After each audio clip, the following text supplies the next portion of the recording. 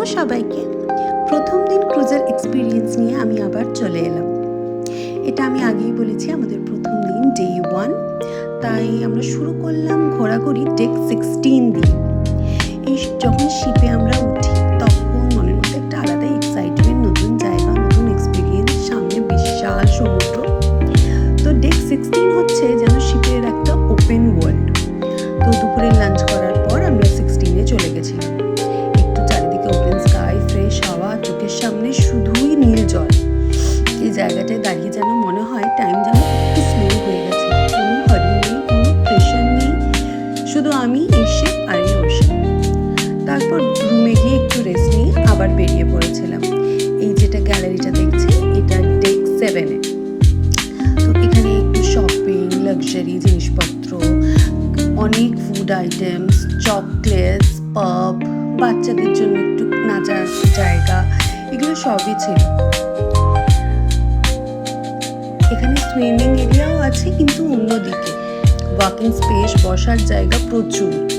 সব কিছু এত নিটলি অ্যারেঞ্জ যে ডিজাইনটা খুবই মডার্ন, কিন্তু মনের মধ্যে একটা শান্তি আছে যে মানুষ হারিয়ে যাবে না। কারণ এখানে 16 বছরের নিচের বাচ্চাদের হাতে একটা ব্যান্ড বেঁধে দেওয়া হচ্ছিল। বাই চান্স কোনোভাবে যদি মিসিং হয়ে যায় কেউ, তাহলে সবসময় ক্রুজের মেম্বাররা সেখানে ছিল, ওই ব্যান্ডটাকে স্ক্যান করিয়ে দিয়ে দেবে। কিন্তু দুর্ভাগ্যবশত রিদম ওই ব্যান্ডটা পরেনি। ও পরেই ওটাকে একদম ছিঁড়ে দেওয়ার মতো করছিল, খুব অসুস্থ হচ্ছিল, তাই আমরা ওটা খুলে রেখে দিয়েছিলাম। এখানে সারাক্ষণই মিউজিক্যাল কিছু না কিছু প্রোগ্রাম হতে থাকছিল। তো আর এই জায়গাটাও বেশ পছন্দের ছিল, এত আলো। এখানে নর্মাল বেভারেজেস পাওয়া যাচ্ছিল। এমএসসি ইউরিবিয়ার যখন আমরা প্যাকেজ নিয়েছিলাম তখন ওর মধ্যে ফুড ইনক্লুডেড ছিল কিছু কিছু রেস্টুরেন্টে, কিন্তু পরে গিয়ে জানলাম সেখানে জল বা কোনো লিকুইড আইটেম ইনক্লুডেড নেই, যেমন চা, কফি, জল। আর আমাদের জল তো ভীষণ লাগবে, কারণ দুধ খাওয়ার আছে, রাতেও জল লাগে। তো আর কোনো মকটেলস বলুন, কোনো কোল্ড ড্রিঙ্কস বলুন, কিছুই ইনক্লুডেড ছিল না ওর মধ্যে। তো ওই জন্য আমাদের আলাদা করে একটা ওখানে গিয়ে প্যাকেজ নিতে হয়েছিল, যেটার মধ্যে শুধু লিকুইড আইটেমস ইনক্লুডেড ছিল। আর আলাদা করে জল কিনতে হলে ওখানে না ভীষণ এক্সপেন্সিভ। ক্রুজের সব কিছুই ট্রানজ্যাকশন ইউরোতে হচ্ছিল, তাই একটা জলের বোতল 500 ml সেটার দাম পড়ে যাচ্ছিল 4 ইউরো। তো ওটা অনেক 8 দিনের থাকার জন্য অনেকটা এক্সট্রা হয়ে যাচ্ছিল। তো ওই জন্য প্যাকেজ সিস্টেমটা আমাদের জন্য বেটার মনে হয়েছিল। এই যে এখানে গান হচ্ছে, সবাই চা, কফি, মকটেলস খেতে খেতে এগুলোকে এনজয় করছে।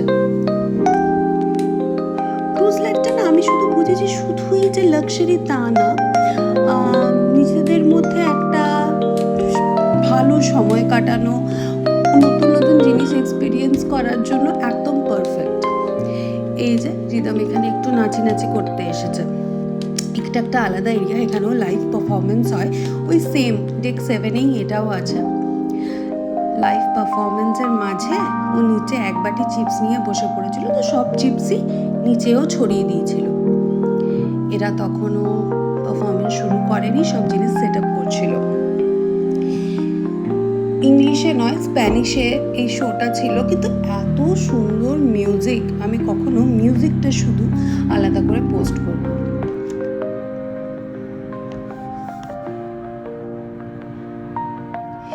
সন্ধ্যে 7টা নাগাদ আমাদের এই ক্রুজ আবার ছেড়ে দিয়েছিল। নাচানাচি, হাঁটাহাঁটি করার সময় বোঝা যাচ্ছিল না ক্রুজ চলছে, কিন্তু যখনই একটু রিল্যাক্সভাবে বসা হচ্ছে বা শুয়ে থাকা হচ্ছে তখন একটা ভয়েজ মুভমেন্ট বোঝা যাচ্ছে। তো ওইটা আমার কাছে একটা নতুন এক্সপিরিয়েন্স ছিল। এখানে আমাকে রিদমকে নিয়ে নাচানাচি করতে হচ্ছিল, কারণ যদি আমি এমনি চুপচাপ ওকে বসিয়ে রাখতাম ও স্টেজে উঠে যেত। তো ওদের পারফরমেন্সের তখন একদম 12টা বেজে যেত। তো ওকে কোনোভাবে এঙ্গেজ রাখা, এটাই ছিল আমার কাজ। এখানে প্রত্যেকটা মানুষকে লক্ষ্য করলে বোঝা যাবে কারোর কোনো তাড়া নেই, সবাই আস্তে আস্তে ঘুরছে, চুপচাপ শো দেখছে বা ডেকে বসে সি দেখছে, কেউ নিজের মধ্যে হারিয়ে গেছে। এই ওয়াকটা শুধু ফিজিক্যাল না, এটা মেন্টাল পিসের জন্য খুব ইম্পর্ট্যান্ট। এই সময় মনে হয় ডিসিশনগুলো না ক্লিয়ার হয় আর মনটা পুরো হালকা হয়ে যায়। ওর এখানে একটা নতুন বন্ধুও হয়েছিল, ডান্সিং পার্টনার। 7 দিনই এখানে এসে একটু হলেও ও নাচানাচি করেছিল। তারপর আবার আমরা চলে গেলাম থিয়েটার রুমে। এখানে 7 দিনই আলাদা আলাদা থিয়েটার হয়েছিল। এখানে একটা থিয়েটার রুম আছে, যার মধ্যে মিনিমাম 2000-এর মতো তো সিটিং অ্যারেঞ্জমেন্ট আছেই।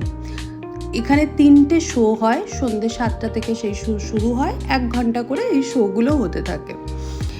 এবার এই শোয়ের টিকিট আগেই বুক করে নিতে হয়। তো আমরা প্রথমে এসেই এই টিকিটসগুলো বুক করে নিয়েছিলাম। পার ডে শো ওপেন হয়, তো দিনের শোয়ের টিকিট বুক করতে হয়। থিয়েটার রুমে এসে একটা আলাদাই অনুভূতি।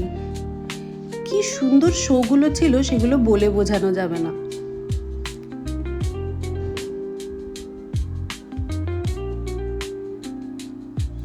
আর প্রত্যেকটা মানুষ সমানভাবে জিনিসটা এনজয় করছিল।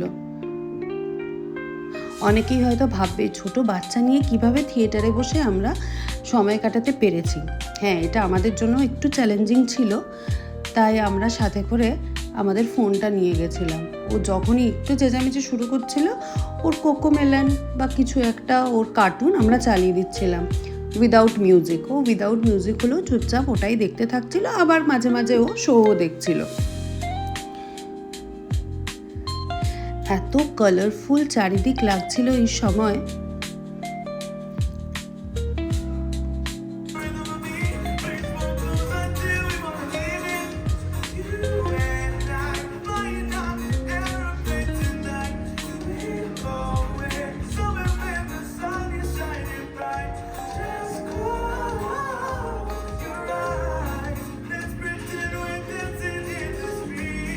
শোটা 10টার মধ্যে শেষ হয়ে গেছিলো।